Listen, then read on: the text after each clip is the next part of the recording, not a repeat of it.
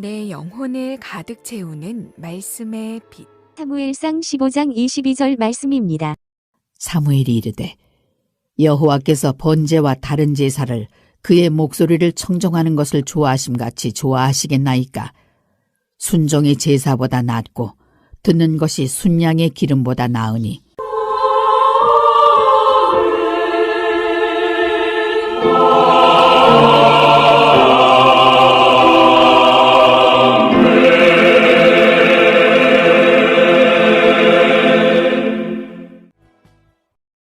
순종하라고 말하면 요즘이 어떤 시대인데 순종을 찾느냐면서 노골적으로 반감을 드러내는 이들이 많이 있습니다.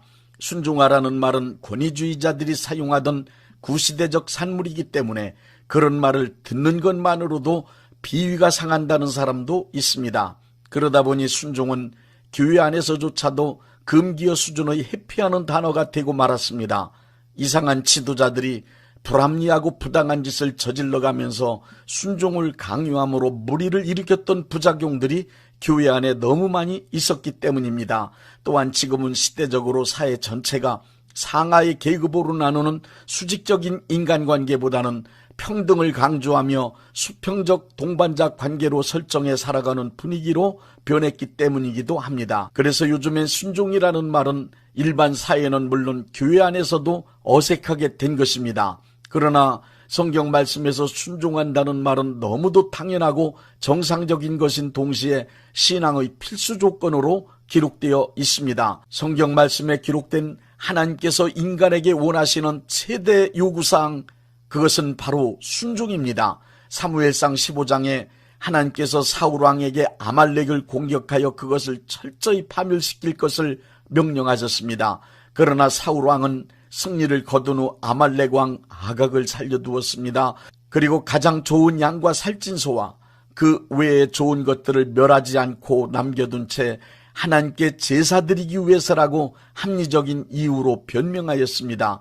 이에 대하여 사무엘은 사무엘상 15장 22절에 순종이 제사보다 낫고 하나님의 말씀을 듣는 것이 수양의 기름보다 낫다고 했습니다. 사무엘을 통해 순종을 요구하셨던 하나님은 크리스천들을 향하여 오늘도 여전히 순종을 요구하고 계십니다. 성경 말씀에서 선지자들이 하나님의 백성을 책망하는 한결같은 외침은 하나님의 말씀에 불순종한 것, 하나님의 뜻을 거역한 것을 회개하고 하나님께 돌아와 순종하는 백성이 되라는 메시지입니다.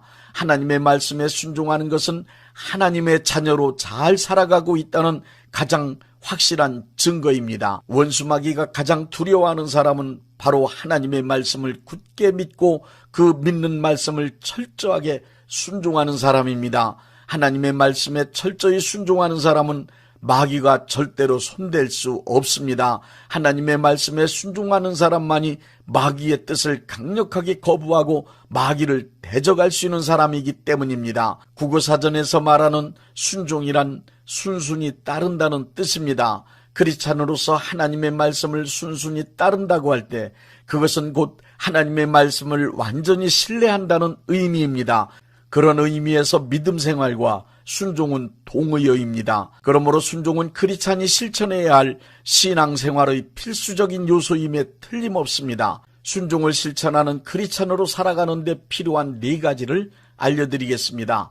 첫째, 인간의 타락은 불순종에서 시작되었다는 사실입니다. 하나님은 아담과 하와를 창조하신 후 선악을 알게 하는 나무의 실과는 먹지 말라는 말씀으로 아담과 하와로 하여금 순종을 배우도록 하나님의 권위 아래 두셨습니다. 그리고 모든 만물을 아담과 하와의 권위 아래 두시고 아담과 하와에 의해 다스려지도록 하셨습니다. 그러나 마귀의 유혹에 속아 넘어간 아담과 하와는 하나님의 권위 아래서 순종하며 살아가라고 하신 말씀을 거역하고 선악과를 따먹었습니다. 하나님의 말씀에 불순종한 것입니다. 이 상황을 타락이라고 합니다. 그래서 아담의 후예인 모든 인간들을 타락한 존재라 부르며 다른 말로 불순종의 자식들, 죄인이라고 부르는 것입니다.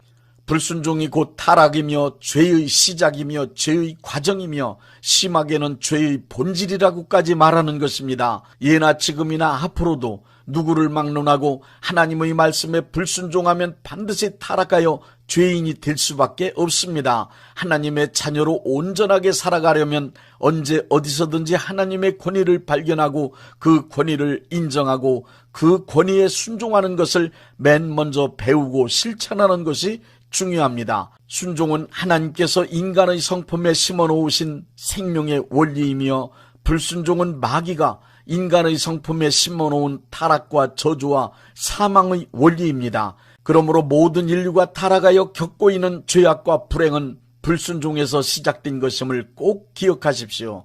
둘째, 크리스천은 순종을 되찾은 사람입니다. 예수님께서 인간에게 오신 목적은 하나님의 말씀에 불순종하는 죄인들을 구원하여 하나님의 말씀에 순종하는 자녀로 변화시키기 위함입니다. 인간이 하나님의 말씀에 순종한다는 뜻은 하나님의 권위를 인정하는 것이며, 자기 자신을 하나님의 권위 아래 두고 하나님의 권위 아래서 살아가는 행동입니다. 하나님의 말씀을 순순히 따르며 살겠다는 믿음입니다. 예수님은 모든 인간들에게 하나님의 자녀가 되어 순종하며 살아갈 수 있는 길을 보여주셨습니다. 요한복음 18장 11절에 의하면 예수님은 고통스러운 십자가의 죽음을 앞에 놓고 아버지께서 주신 잔을 마시지 않겠느냐 하고 말씀하셨습니다. 예수님은 겟세마네 동산의 기도를 통하여 하나님의 뜻을 받아들이시고 순종하여 죽으심으로 순종의 모범을 보여주셨습니다. 크리스천은 예수님께서 십자가 위에서 고통스럽게 죽으심으로 되찾아주신 순종을 자기 자신의 것으로 받아들이고 실천하는 사람들입니다. 크리스천이라면 반드시 순종하는 마음을 되찾으십시오. 하나님의 말씀에 순종하지 않는다면 그는 절대로 크리스천이 아닙니다. 크리스천에게 있어서 믿음은 생명을 얻는 원리입니다. 순종은 생명을 살아가는 원리입니다. 셋째, 교회의 질서는 능력 앞에 순종하는 것이 아니고 권위 앞에 순종할 때 바로 서게 됩니다. 능력은 힘이고 권위는 위치입니다. 기독교 신앙 안에서 바른 순종은 능력 앞에 순종하는 것이 아닙니다. 권위 앞에 순종하는 것을 말합니다. 교회 구성원 중엔 재산, 사회적 신분, 지식, 기능은 물론 신체적 조건에 이르기까지 대단한 능력을 가진 이들이 있습니다. 그리고 영적 능력이 놀라웁게 나타나는 이들도 있습니다. 이렇게 다양한 능력을 가진 사람들로 구성된 교회에서 능력 앞에 순종해야 한다면 질서 유지는 고사하고 매일 혼란과 혼돈 속에 서로 다투다가 교회는 무너지고 말 것입니다.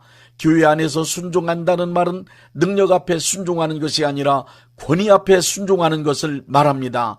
우리 크리스찬에겐 순종해야 되는 두 가지의 권위가 있습니다. 첫째는 하나님의 직접적인 권위이고 둘째는 하나님의 간접적인 권위입니다. 하나님의 직접적인 권위는 특별한 경우가 아니면 만날 수 없습니다. 우리 크리스찬이 만날 수 있는 권위는 간접적인 권위로 하나님께서 위임하신 권위입니다. 교회에서는 담임 목사님이 곧 하나님께서 위임하신 권위를 가지신 위치에 있는 분이라고 보면 틀림없습니다.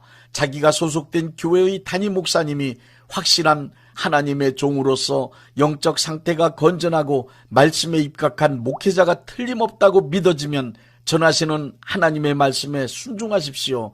그리고 교회를 이끌어 나가시는 목회적 권고의 말씀에 순종하십시오. 그렇게 하는 것이 개인과 교회와 하나님의 나라를 위하여 유익합니다. 이것은 곧 교회 안에서 이루어질 수 있는 실제적인 순종의 모습입니다. 교회 안에서 순종하지 않는 사람은 어떤 직분을 맡고 어떤 능력이 나타나든 그리고 어떠한 봉사를 하든 어떤 희생을 하든 상관없이 그들은 모두 하나님의 권위 밖에서 놀고 있는 문제아일 뿐입니다.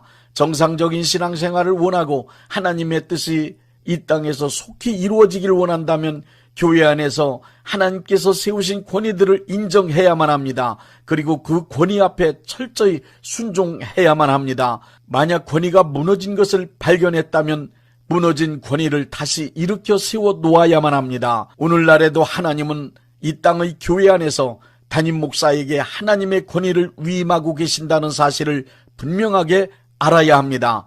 넷째, 실제적으로 순종하는 방법을 말씀드리겠습니다. 순종은 믿음을 따르는 것입니다. 순종은 이론을 따르는 것이 아닙니다. 그러므로 순종하려면 첫째로 순종하는 마음을 가져야 합니다. 순종하고자 하는 부드러운 마음을 먼저 가져야 순종할 수 있습니다. 순종하는 사람이 되기 원하면 거역하려는 마음의 태도를 완전히 고친 후 순종하겠다고 굳게 결단해 보십시오. 둘째로 순종하려면 실제로 순종하는 것입니다. 마음만 순종하고 실제 행동으로 순순히 따르지 않으면 그것은 열매 없는 무화과 나무와 같습니다. 순종하겠다고 결단한 생각을 즉시 행동으로 실천하십시오. 셋째는 권위를 인정하는 것입니다. 내가 순종해야 할 대상은 하나님의 권위입니다. 하나님의 교회와 신앙 안에서 순종하는 것은 하나님의 권위에 순종하는 것입니다. 위임하신 권위에 순종하는 것도 하나님께 순종하는 것입니다. 하나님의 권위 앞에 내 의견, 내 주장, 내 고집을 완전히 꺾으십시오. 잡초는 밟히면 하루 동안은 엎드려져 있습니다. 그러나 하루가 지나면 다시 고개를 들고 일어납니다.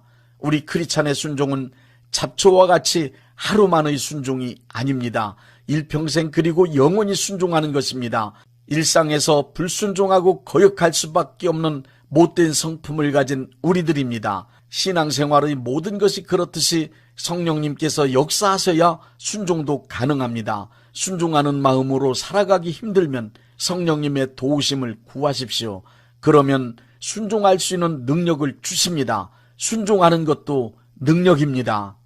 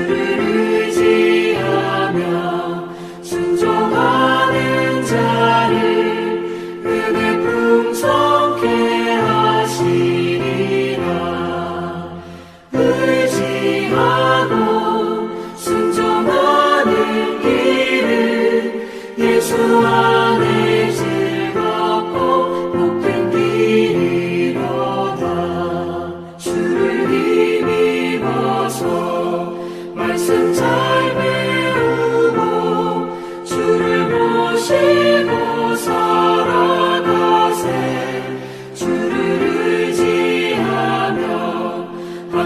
순종하면 주가 사랑해 주시리라.